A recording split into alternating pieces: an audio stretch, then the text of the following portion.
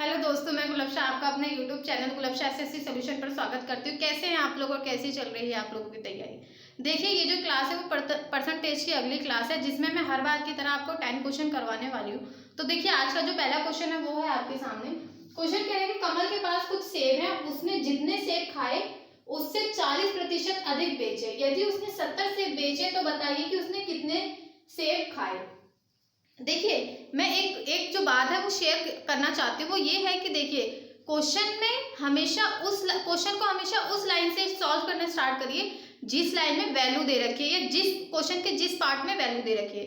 तो देखिए, इस क्वेश्चन में कौन से वाले यहाँ पे वैल्यू दे रखी है, तो हम यही यही इसी भाग से हम क्वेश्चन को सॉल्व करना स्टार्ट करेंगे। तो देखिए, प्रतिशत के कारण हमने माना कमल ने एक्स सेब खाए, ठीक है। अब बोले कि उसने जितने खाए उससे 40% अधिक, तो 40% का अधिक का मतलब होता है 140/100। अब देखिए, क्वेश्चन की अगली लाइन कह रही है कि यदि उसने 70 सेब बेचे तो बताइए कि उसने कितने सेब खाए, ठीक है। तो वैल्यू क्या दे रखी है, 70 गुणा में 70। तो देखिए, इस वैल्यू से ये वाली वैल्यू गई, तो ये फाइनली आ जाएगा 7 गुणा में 10/14, ठीक है। 70 गुणा बटे में 14, तो ये हो जाएगा 14 पंजे 70।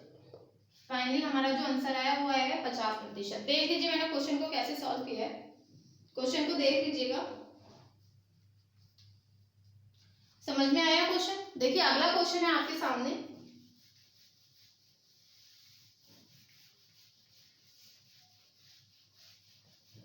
क्वेश्चन नंबर 2 है। क्वेश्चन कह रहा है कि 120 मशीनी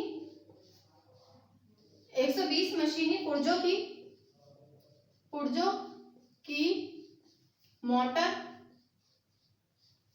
में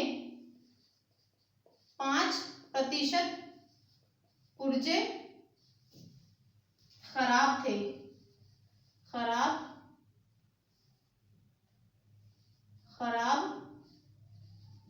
ठीक है। और 80 मशीनी पुर्जों की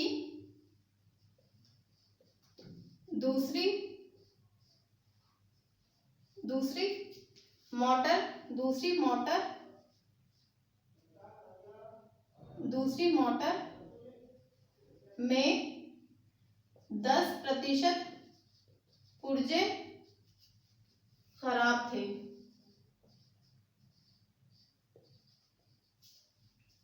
दोनों मोटरों को मिलाकर खराब मशीनी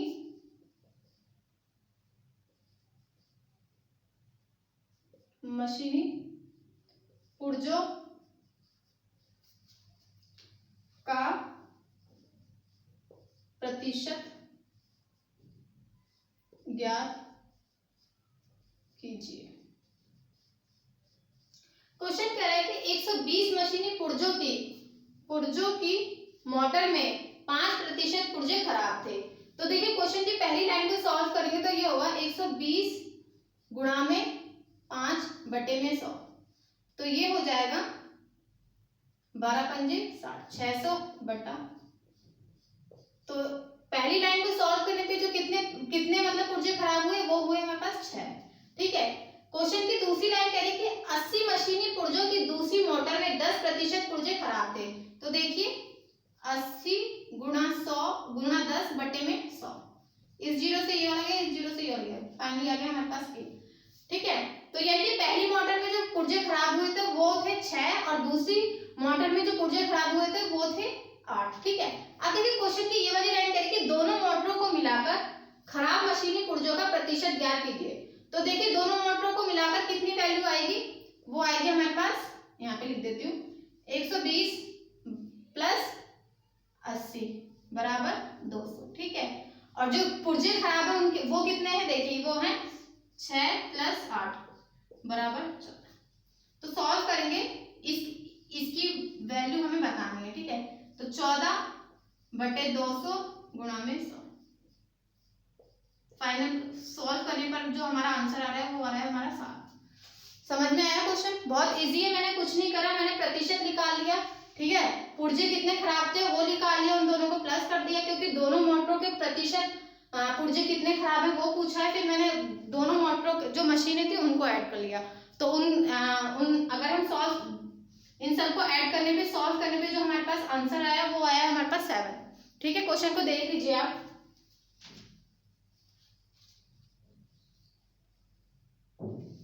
अगला क्वेश्चन है, क्वेश्चन नंबर 3 है हमारे सामने।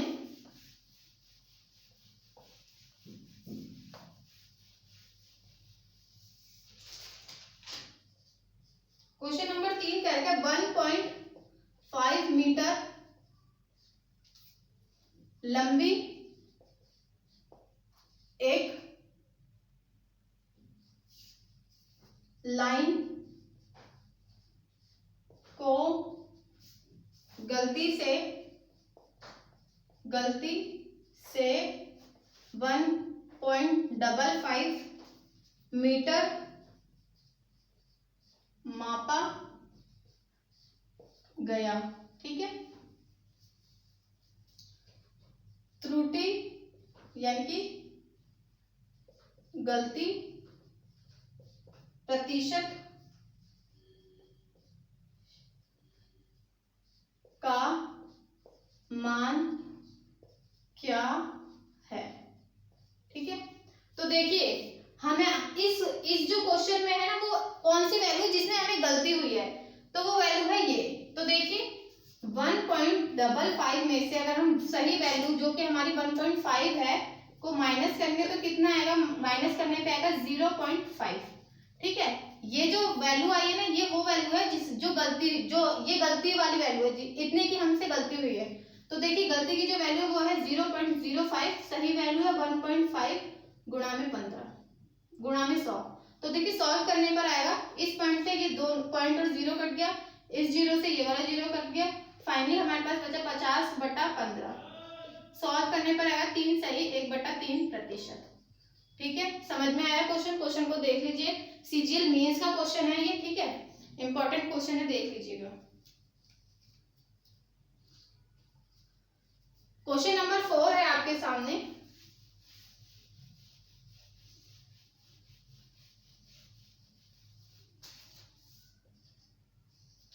क्वेश्चन कह रहा है कि बी का A% प्लस ए का B%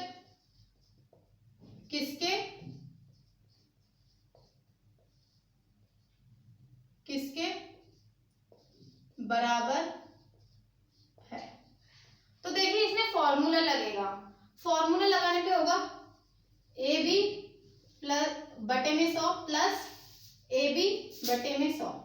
तो देखिए इन दोनों ही इक्वेशन को सॉल्व करने पर हमारे पास क्या आएगा, 2AB बटे 100। तो फाइनली जो हमारे पास आंसर आया वो आ रहा है किसके बराबर, B का A% और A का B% किसके बराबर है, B के 2A% के। यही हमारा आंसर है। समझ में आया क्वेश्चन? समझ में आया? देख लीजिए क्वेश्चन को। देखिए क्वेश्चन बहुत ही इजी है, बस थोड़ा सा समझने की जरूरत है। अगर आपको कोई समझ में नहीं आ रहा है तो दोबारा से देखिए वीडियो को, आपको जरूर समझ में आएंगे। ये सारे मैं जो क्वेश्चन उठा रही हूँ वो किरण के क्वेश्चन है। ठीक है, जो प्रीवियस ईयर के क्वेश्चन है, जो पहले एग्जाम में आ चुके हैं एसएससी के, मैं सभी तरह के क्वेश्चन उठा रही हूँ। एसएससी सीएचएसएल के भी उठा रही हूँ और सीजीएल के भी उठा रही हूँ, हर तरह के उठा रही हूँ, तो देख लीजिएगा। ठीक है, क्वेश्चन नंबर 5 है।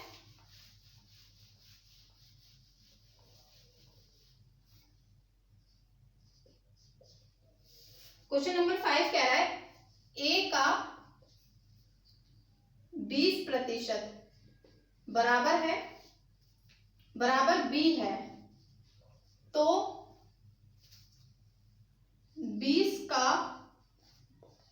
B% प्रतिशत ए के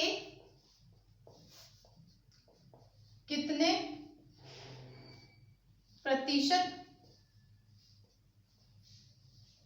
के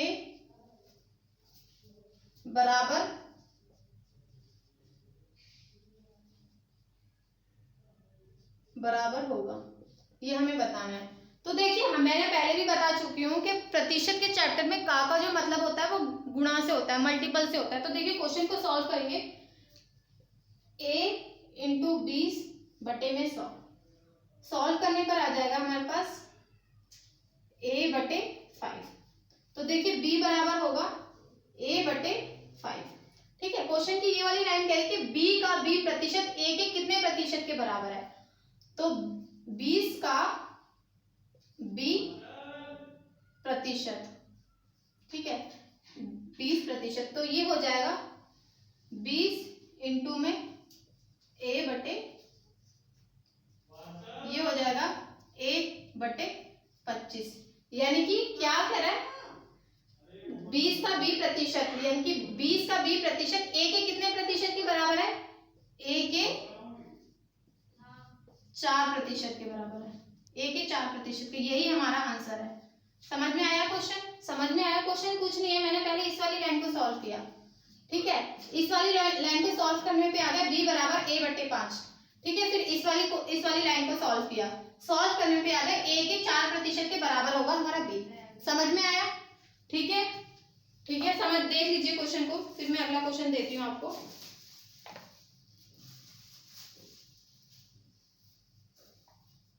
देखिए अगला क्वेश्चन है, क्वेश्चन नंबर 6 है आपके सामने।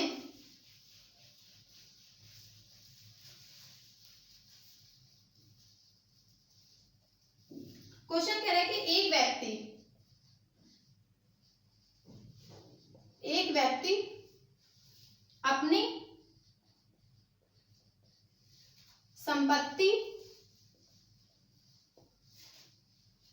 संपत्ति का 40% अपनी पत्नी यानी कि वाइफ को और शेष अपने बच्चों को देता है। बच्चों के पास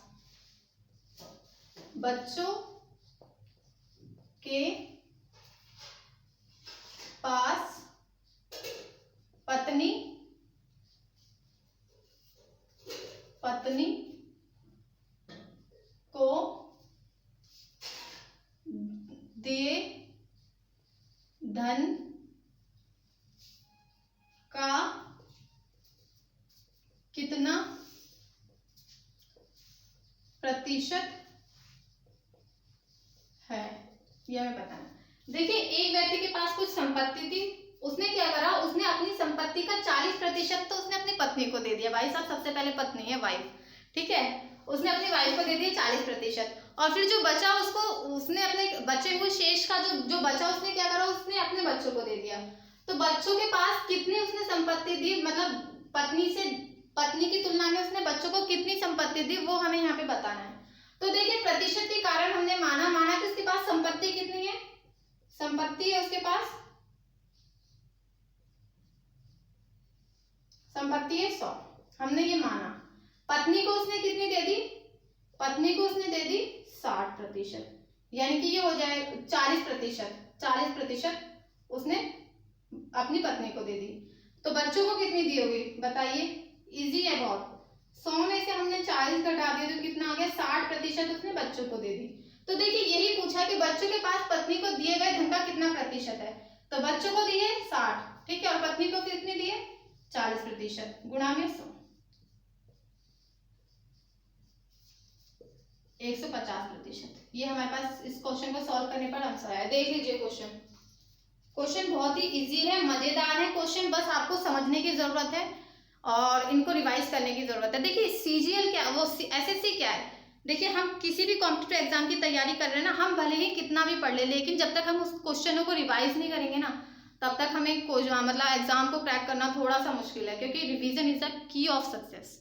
ठीक है, मेहनत का मतलब है, अगर हम रिवीजन करेंगे तो जाहिर सी बात है कि हमारी जो हम मेहनत भी कर रहे हैं, मतलब रिवीजन करेंगे तो मेहनत अपने आप से ही होगी। ठीक है, तो देख लीजिए अगला जो क्वेश्चन है, क्वेश्चन नंबर 7 है आपके सामने, देखिएगा।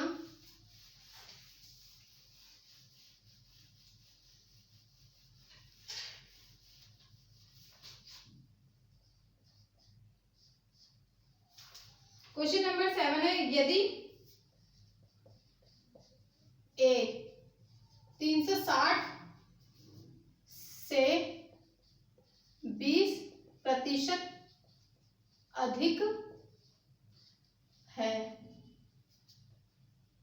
20% अधिक है, तो ए का मान ज्ञात कीजिए।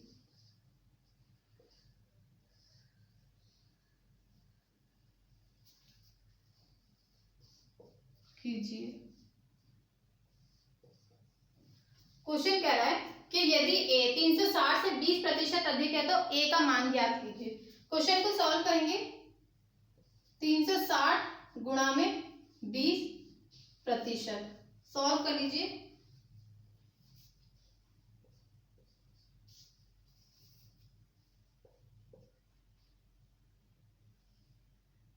एक 120% बोला है ना, मैंने अधिक बोला है तो मैंने गलती यहाँ पे कर दी, 120% अधिक बोला है ना, तो यानी कि 120% हो गया। ठीक है, सॉल्व करने पर आएगा 432। ठीक है, 12×72, 12×36, 24। ठीक है, समझ में आया? देख लीजिए क्वेश्चन को देख लीजिए।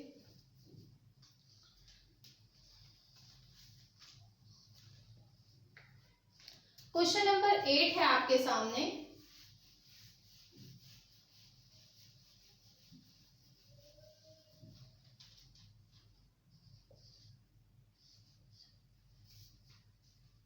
यदि x बराबर 600 तथा y बराबर 800 है तो x y से कितने प्रतिशत कम है। ठीक है, तो देखिए x कितना है, ये क्वेश्चन कह रहे हैं यदि x 600 है और y 800 है तो x y से कितना प्रतिशत कम है। तो देखिए x कितना है हमारा, x है हमारे पास 600, y कितना है, वो है हमारे पास 800। ठीक है, क्वेश्चन कह रहे हैं कि x y से किससे तुलना की जा रही है, y से। तो जब हम 800 में से y हमारा 800 में से 600 घटाएंगे तो कितना बचेगा, हमारे पास बचेगा 200। और तुलना किससे की जा रही है, y से, यानी कि 800 से गुणा में 100। सॉल्व कर लीजिए, दोनों जीरो से ये दोनों जीरो गए, सॉल्व करने पर आएगा 25%। ठीक है, समझ में आ रहा है क्वेश्चन। देखिए जिससे तुलना कर रहे हैं ना हम, उसको हमने नीचे लिखा है, क्योंकि y से तुलना कर रहे हैं तो इसलिए हमने y को नीचे लिखा है। y हमारा 800 है। ठीक है, देख लीजिए क्वेश्चन।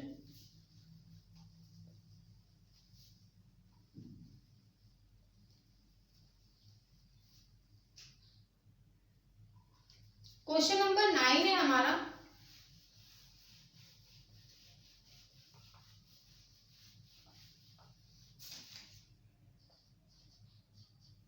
क्वेश्चन कह रहे हैं यदि P का 30%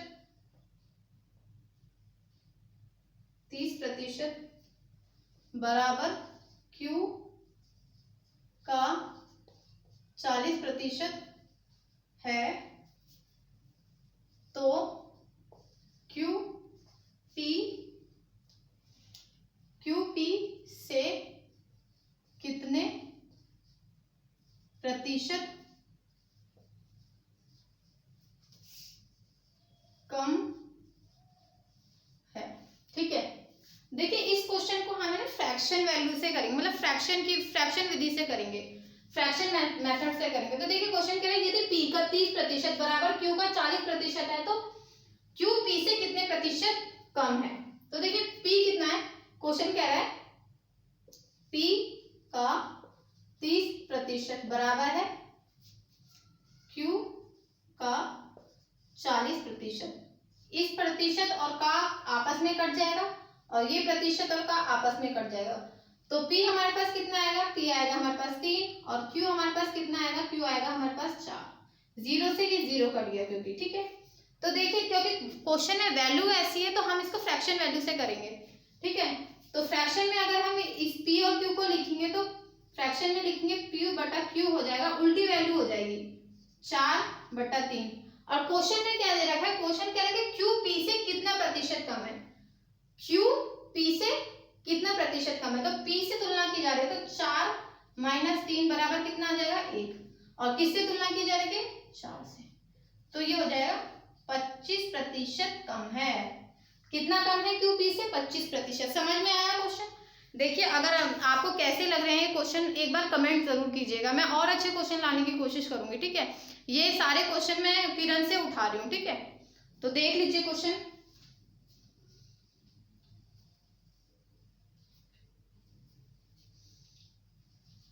अगला जो क्वेश्चन है, क्वेश्चन नंबर 10, जो इस क्लास का लास्ट क्वेश्चन है, वो है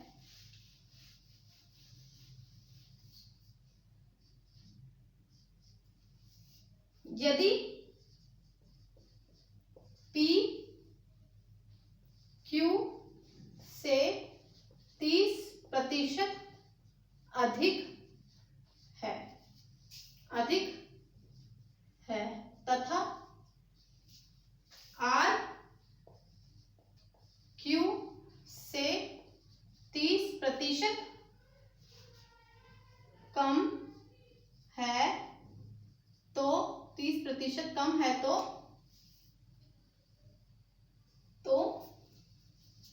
R P से कितना प्रतिशत कम है, ज्ञात करिए। देखिए ऐसे क्वेश्चनों में क्या करना है, हमें 3 लोग दे रखे तो हमेशा उस व्यक्ति को पकड़ो जो दो वैल्यू से जुड़ा हुआ है। तो देखिए यहाँ पे Q ही एक ऐसा व्यक्ति है जो 2 से जुड़ा हुआ है, R से भी जुड़ा हुआ है, यहाँ पे R से जुड़ा हुआ है और यहाँ पे P से जुड़ा हुआ है। तो हम उसी को पकड़ेंगे, Q को ही पकड़ेंगे और प्रतिशत के कारण मानेंगे Q है हमारा बराबर 100, प्रतिशत के कारण हमने माना। ठीक है, क्वेश्चन की पहली लाइन कह रही है कि P जो है वो Q से 30% अधिक है, तो P 30% अधिक है तो कितना आ जाएगा 130। ठीक है, क्वेश्चन की ये वाली लाइन कह रही है कि R Q से 30% कम है, तो R कितना कम है 30% कम है, तो R बराबर हो जाएगा 30% कम है यानी कि 70 है। तो देखिए क्वेश्चन में हमसे क्या पूछा गया, क्वेश्चन में पूछा गया कि R P से कितने प्रतिशत कम है। R कितना है 70 है। ठीक है, और P कितना है, R कितना है 70 है और P हमारे पास कितना है 30 है। क्योंकि P से तुलना की जा रही है तो इसी में से हमें घटाना पड़ेगा, तो 30 - 70 कितना आ जाएगा हमारे पास, बताइए कितना आएगा, कितना आएगा 60। किससे तुलना की जा रही थी, P से, 130। सॉल्व कर लीजिए क्या आएगा, सॉल्व कर लीजिए क्या आएगा सॉल्व करने पर।